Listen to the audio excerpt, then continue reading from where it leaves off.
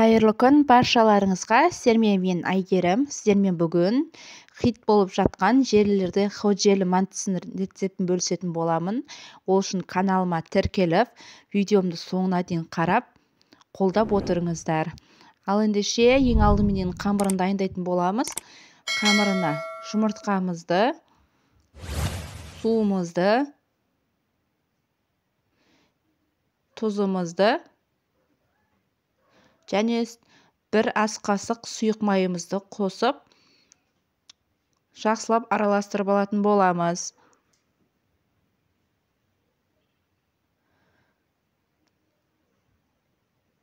Толықтай барлығы бірігіп араласу қажет.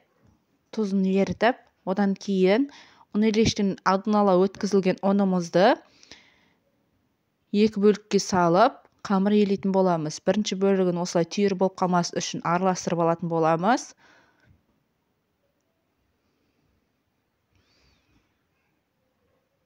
Одан кейін екінші бөлігін сағылып, орташа қаттылықта қамыр елейтін боламыз. Қамырымызды жарты сағатқа бетін жауып, тұндырып қоятын боламыз. Арасында бір елеп қойсаңыздар, июн қандырып, өте әдемі қамыр шығатын болады. Одан кейін салмасын дайындап, осылай дайындап алатын боламыз. Жарты сағат тұрған қамырымызды 3 бөлікке бөліп алатын боламыз.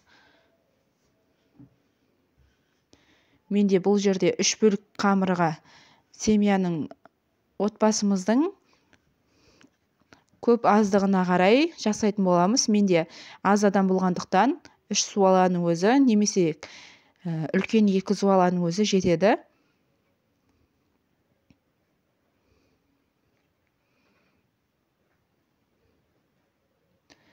Осылай шет-шетін басу арқылы алдыменен жайып алатын боламыз. Одан кейін екі шетін басуыменен қамырды үлкен қылып, дөңгелек етіп жайып аламыз. Жайып, үлкен етіп кесіп алатын боламыз. Бұл мантының ерекшелігі қамырында қамыры үлкен болады, көлемі.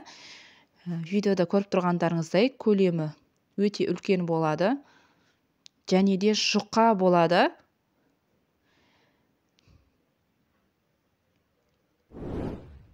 Бір ас қасықтан салмасын салып, дәл мәнті сияқты қылып түйіп алатын боламыз.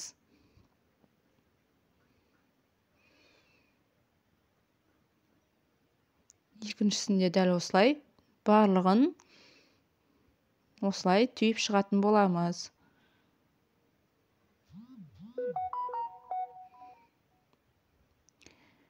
Қырық 45 минутқа газымызге қойып, суымызды қайнатып, алдын ала 45 минутқа пісіріп алатын боламыз. Осылай беттеріне май жағамыз, сонда бір-біріне жабысып, бірікпей дара-дара болып пісетін болады. Толықтай барлық жеріне май жағып шығатын боламыз. 45 минуттан кейін пісіп шыққан мантымыз, осылай ходжелі мантымыз өте дәмді, керемет болып шығады. Дәмінде сөз жоқ, міндетті түрде жасап көріңіздер. Каналыма тіркеліп, соңына дейін бірге болғандарыңыз үшін рахмет. Сау болыңыздар.